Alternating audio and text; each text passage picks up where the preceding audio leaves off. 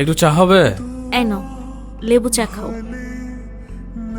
একটু সময় দাও, সবকিছু ঠিক করে দেব। আমি তোমাকে বলছি যে কিছু ঠিক নাই, এসব নিয়ে একদম মন খারাপ করবা না। আমি ঠিক আছি। এই জীবনে আমি তোমায় কিছুই দিতে পারিনি। তুমি না একটু বেশি বেশি। তাড়াতাড়ি চা শেষ করে অফিস যাও। তুমি কি রেডি? হ্যাঁ আমি রেডি, চলো। তোমার কি আর জুতা নেই? এই ছিঁড়া জুতা কেন পরছো?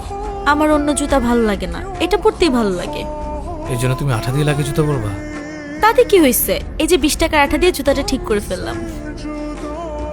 আর এই ছিঁড়া জামা কেন পরছো? আরে এরকম তো সবারই একটু একটু হয়, তাই বলি কি এত ভালো জামাটা পরা বন্ধ করে দিব? এই যে ঢেকে ফেলছি, ঠিক হয়ে গেছে, চলো। নিউ মার্কেটের ভাড়া এখান থেকে 30 টাকা মামা, আর আপনি 50 টাকা চাচ্ছেন। না না মামা, 30 টাকা থেকে 1 টাকা বেশিও তোমাকে তো আমি দিব না। চলো যাই, শুধু শুধু রোদের মতো দাঁড়িয়ে থাকবো। আরে না না, হয়তো কেন বেশি টাকা দিব মামা, আপনি জানতো আমরা যাব না। সরি। কি হয়েছে? আমার জন্য তুমি কম্প্রোমাইজ করে শিখে গেছো, অ্যাডজাস্ট করে শিখে গেছো।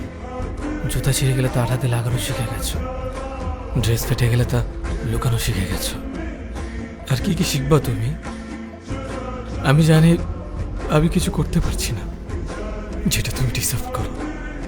ছেঁড়া জুতা, ফাটা ড্রেস, এসব তোমার জন্য না। তুমি এমন কেন হয়ে যাচ্ছ দিন দিন? আগে তো তুমি আমার সাথে ঝগড়া করতে, এখন তো তাও করো না। তুমি কেন আমাকে বলো না আমি তোমার সাথে অন্যায় করছি? তোমার জীবনটা আমি নষ্ট করে দিয়েছি। যা ইচ্ছা তা বলে যাচ্ছ, এমন কিচ্ছু না। আমি অ্যাডজাস্ট করি কারণ আমি তোমাকে ভালোবাসি। তুমি শুধু পরিশ্রম করে যাও, আমি আছি তোমার সাথে। তুমি শুধু হার মেনে নিও না, আমি সবসময় তোমার সাথে আছি।